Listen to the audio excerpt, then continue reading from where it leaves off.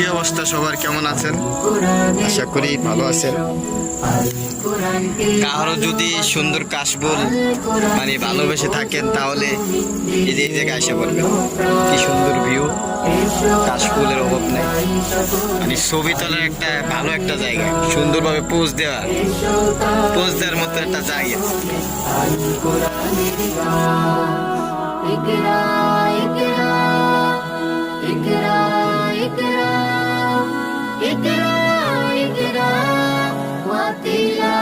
তো কিছু একটু সৌন্দর্য দেখার চেষ্টা করবো, আমাদের সাথে থাকবেন।